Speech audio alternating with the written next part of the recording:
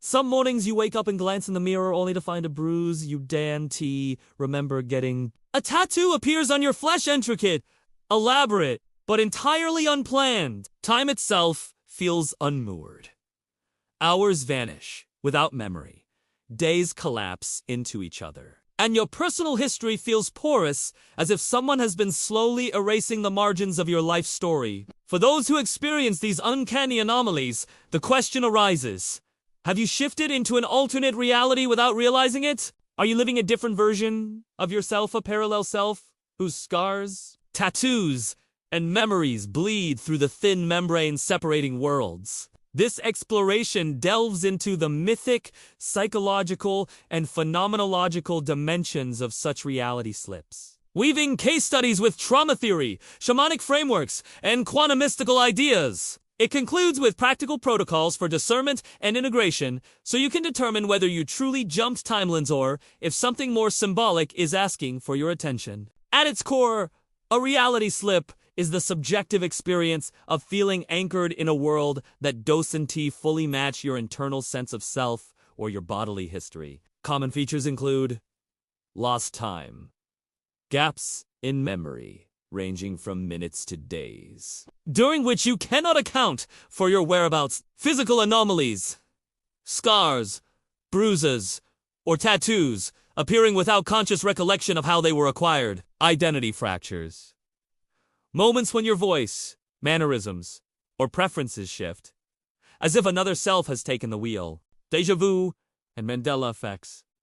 The eerie conviction that small events or details have changed in the external world. These experiences can feel profoundly For survivors of trauma, loss of time and memory may resonate with dissociation, while mystics might interpret them as soul-level initiations or multidimensional crossings. Whether framed as psychiatric symptom, spiritual emergence, or quantum technology side effect, these phenomena share a common theme: a rupture in the continuity between consciousness, body, and lived history. Dissociation is the psyche's protective failsafe when faced with overwhelming stress or trauma. Clinical dissociation can manifest as depersonalization, a sense of detachment from one's body or mental processes where the external world appears unreal, or dreamlike amnesia, an inability to recall personal information or events. When dissociation intensifies, gaps in memory may align with periods of altered identity, echoes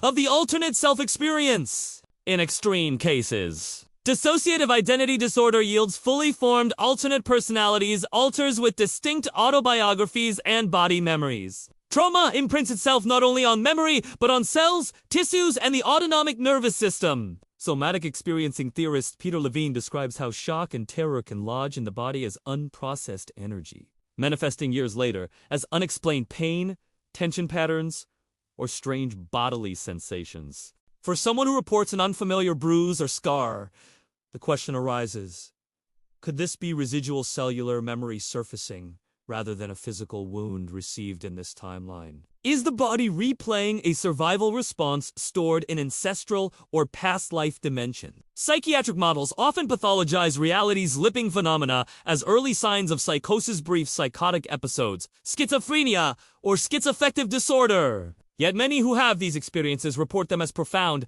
even sacred alignments with deeper layers of self. Distinguishing pathology from initiation requires careful discernment. Does the experience lead to debilitating fear, disconnection, or functional impairment?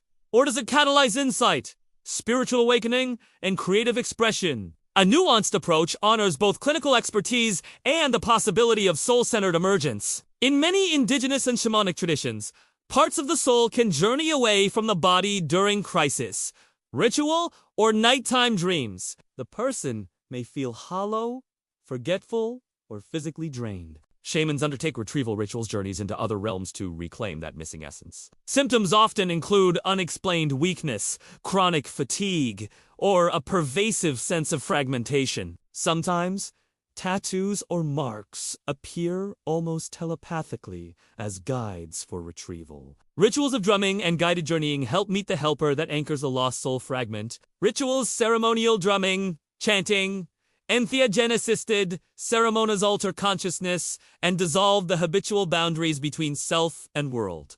Participants often describe slipping into worlds populated by archetypal figures, ancestors, spirits, and parallel selves. Through careful ceremony, one can intentionally traverse the thresholds that sometimes open spontaneously in daily life. In quantum physics, the many worlds interpretation posits that every possible outcome to quantum events exists in its own branching universe. While mainstream science neither confirms nor denies subjective realities, quantum mystics propose that heightened states of awareness can collapse the barrier between these worlds, allowing glimpses or even full crossings into alternate time. Some theorists argue that consciousness itself selects which branch we experience. A sudden shift in focus, belief, or emotional intensity might tune us to a different reality channel. Physical anomaly scars or tattoos then become evidence that our body has materialized events from the newly aligned branch.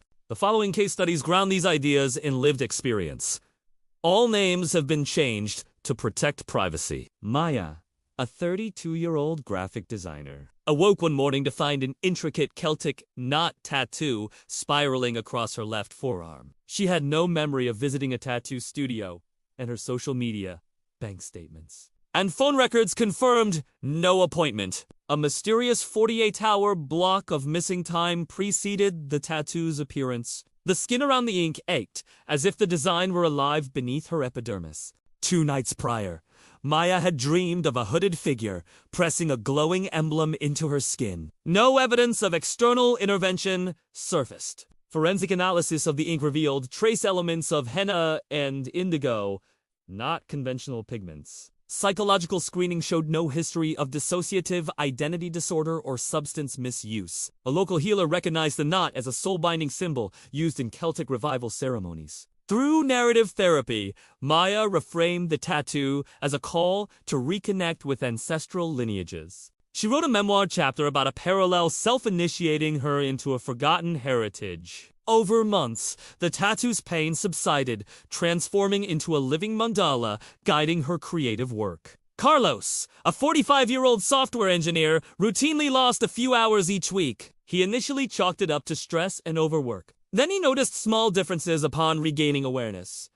His apartment was rearranged, his clothes slightly altered, and his personal calendar populated with meetings he didn't recall scheduling. Gaps ranged from 30 minutes to 3 hours. His phone's location tracker showed movement to parks and cafes, but Google Photos recorded no images. Coworkers reported interacting with him in ways he couldn't remember, offering nicknames, discussing projects he had no memory of.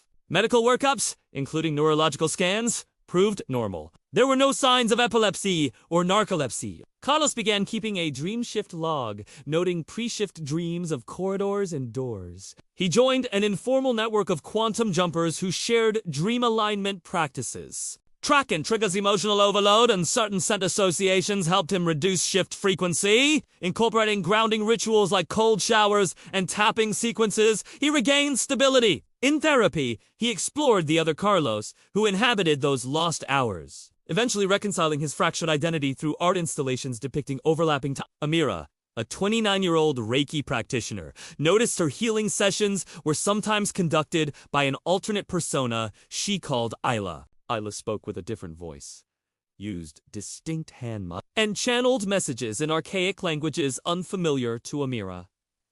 Clients described vivid encounters with a timeless being. After Isla-led sessions, Amira discovered thorn-like scars on her palms. She would black out for the duration of the session, retaining only fragments upon waking. Energy audits by Reiki mentors confirmed anomalous signatures during Isla sessions. Hypnotherapy revealed a past life memory of a healer in medieval Andalusia who used similar moods. Confronting ethical concerns around client consent, Amira developed protocols, including pre-session grounding circles, written agreements, acknowledging the possibility of a shift and post-session deal. Over time, Isla and Amira coalesced into a collaborative healing presence, integrating ancient wisdom with modern sensibilities. With social media amplifying anecdotal reports, some researchers posit that reality slipping is becoming a collective phenomenon driven by global stress, digital echo chambers, and participatory spirituality. Pandemic era, trauma primes collective nervous systems for dissociation or emergent selves. Online communities validate and reinforce anomalous experiences, making them more culturally sanctioned. Popular media exploring multiverse themes seeds imaginal templates for personal experiences, whether fueled by unknown technology or a global psycho-spiritual initiation. The rise in reports underscores the need for individual discernment. A disciplined approach helps distinguish pathology from multidimensional emergence. Begin by ruling out medical or neurological explanations. Drugs, sleep disorders, epilepsy, brain lesions. Explore trauma history or dissociative patterns with a trauma-informed therapist. Notice whether these experiences yield positive transformation, creativity, insight, or debilitating confusion. Reflect on the archetype or symbol at play. The wounded healer, the wanderer between worlds, the initiate. Map the location of unexplained scars or tensions on your body.